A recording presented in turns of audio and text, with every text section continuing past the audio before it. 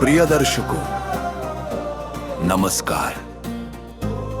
सनातन धर्म के पुराणों में भगवान शिव और सूर्य देव के संबंधों की एक ऐसी चमत्कारी कथा मिलती है जिसे बहुत कम लोग जानते हैं। शिव पुराण और सौर पुराण के अनुसार भगवान शिव और सूर्य देव में कोई भेद नहीं है। सूर्य देव को महादेव की अष्टमूर्तियों में से एक यानी तेज स्वरूप माना गया है। आज के इस विशेष वीडियो में हम आपको पुराणों में वर्णित व दिव्य कथा सुनाने जा रहे हैं जब सूर्य देव ने अपनी शक्तियों को वापस पाने के लिए महादेव की शरण ली थी। इस कथा को पूरा सुनने मात्र से जीवन के सारे रोग और दरिद्रता का नाश हो जाता है। तो आइए इस पावन कथा को शुरू करते हैं। कमेंट में एक बार पूरे भक्ति भाव से लिख दीजिए, ओम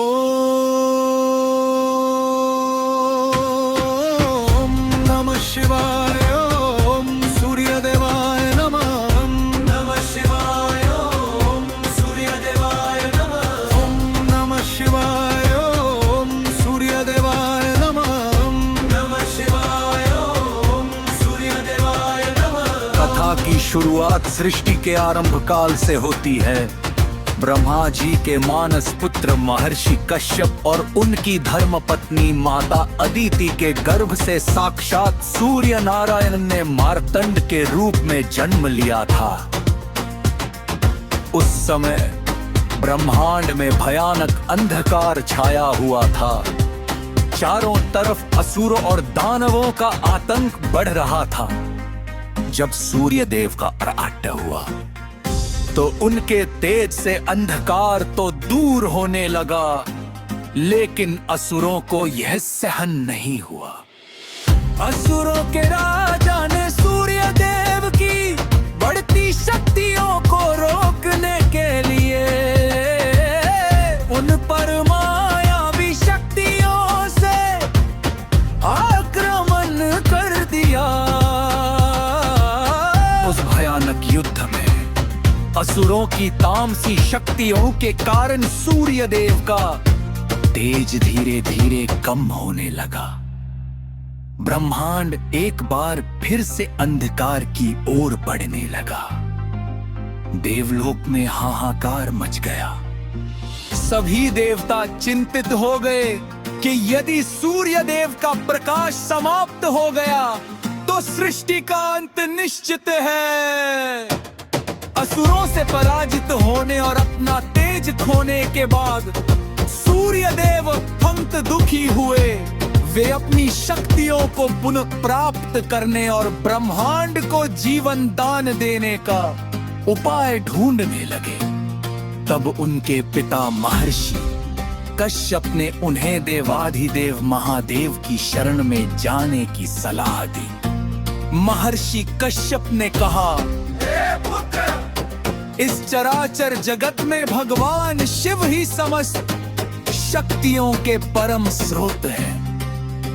यदि तुम उनका आशीर्वाद पालो तो ब्रह्मांड की कोई भी शक्ति तुम्हें पराजित नहीं कर सकती।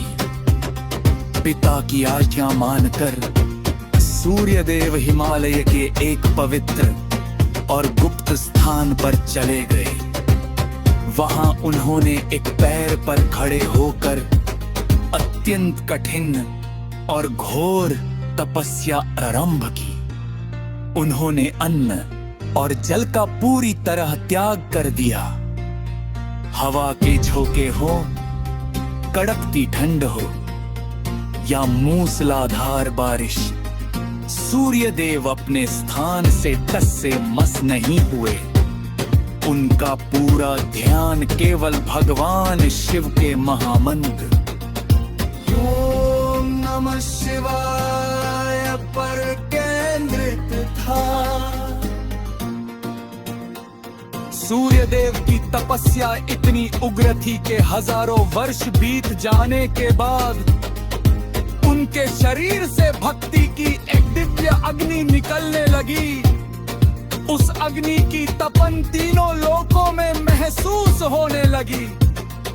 स्वर्गलोक डगमगाने लगा, यहाँ तक कि कैलाश पर्वत पर ध्यानमग्न भगवान शिव का आसन भी हिल गया।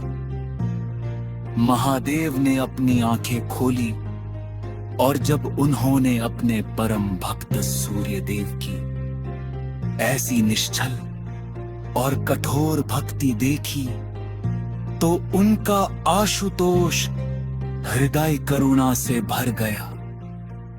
तभी अचानक उस घने जंगल में एक अलौकिक प्रकाश फैला। डमरू की डम डम ध्वनि गूंज उठी और स्वयं भगवान शिव माता पार्वती के साथ नंदी पर सवार होकर सूर्य देव के सामने प्रकट हो गए। महादेव के मस्तक पर चंद्रमा चमक रहा था और उनके चेहरे पर दिव्य मुस्कान थी।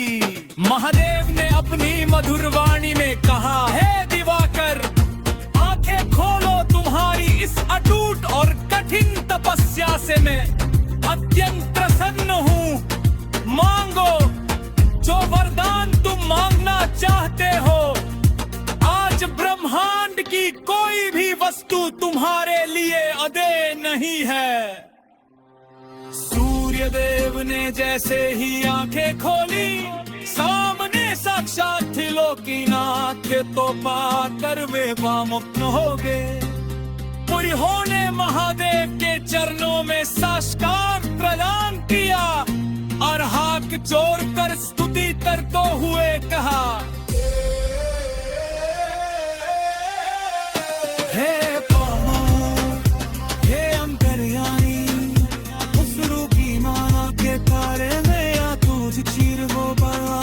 समस्त सृष्टि अंतकाल में दौड़ रही है। मुझे सा दूत के चेहरे में प्रकाश प्रदान करे, उससे मैं संपूर्ण ब्रह्मांड के अंधकार और पापा को नष्ट कर सकूं। मुझे ऐसा आशीर्वाद दे कि जोगी मेरी शरा दयाले, उसे उत्तम स्वास्थ्य पर समृद्धि